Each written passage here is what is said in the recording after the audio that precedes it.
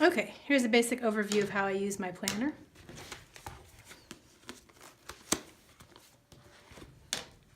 Starting out, there's the Uber list, which is a sort of to-do list for the whole year. Then there's garbage soup. I set a timer, 10 minutes, write down everything that comes into my head. Usually it's sort of a to-do list, anxiety, complaints, and then I go through. If I need to actually address any of them, I circle them and go on. Otherwise, I just turn the page and act like they never happened and just use it to clear my head.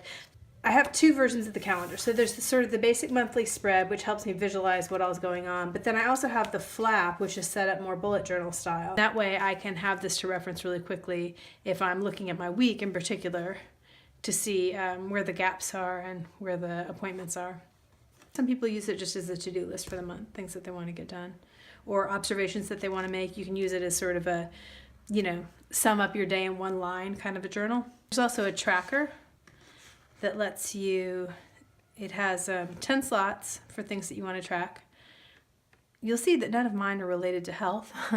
So there's no running or drinking water or eating clean. But use them for whatever works for you. There's also little boxes that you can use for whatever you want. This month I'm using them for kind of a personal goal list and a business goal list, but that might change depending on my needs. This is sort of a hybrid between a regular engagement calendar and a bullet journal. I need the structure of a regular calendar. If I have a bullet journal, I kind of get out in the weeds and end up spending way too much time sort of dicking around with how I lay out my journal and tearing up pages and changing my mind and rewriting the same thing over and over. So this kind of keeps me on track and doesn't get me, doesn't turn my planner into my only hobby, which is something that I like. Okay, I generally start the week with a weekly list rather than starting with the day. And from that list, I spread them out over the course of the week wherever they make sense for me. The reason I do that is because if I just start making my list on the day that I'm on, I'll put way too much on there and I'll end up having to roll everything over instead of actually completing it. I start each day by making a new list. And I do that both from things off the top of my head that I need to add and by looking at the previous day's unfinished things, which I roll over. If I'm rolling something over, I put an arrow next to it and add it to the new list. If I've completed it, I fill in a circle as I do it.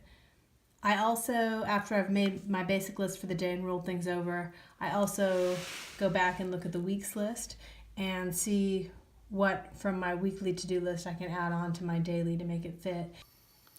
Then at the end of the week, I do the same thing with the weekly list.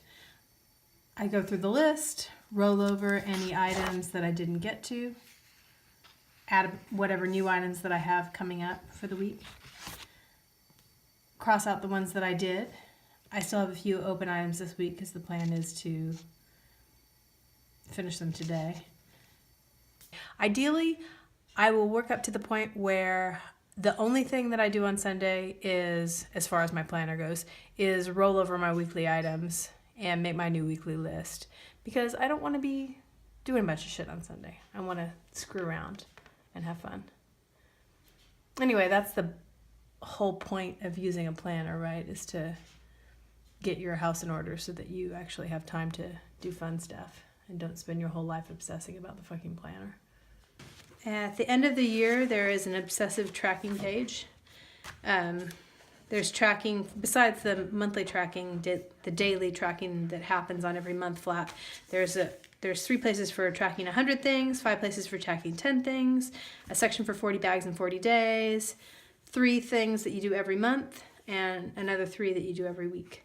Plus a little monthly, if you want to plan out something for your whole year. Like this year I want to do a sort of a different craft area that I'm focusing on each month and a different area of my space that I'm focusing on cleaning each month. But I'm not quite ready to plot out the whole year because I feel like I'm going to get all off track if I try to do that. So for the first couple months, I'm going to go a month at a time and see how that works out for me. I guess that's it. Okay, that's all. Bye-bye.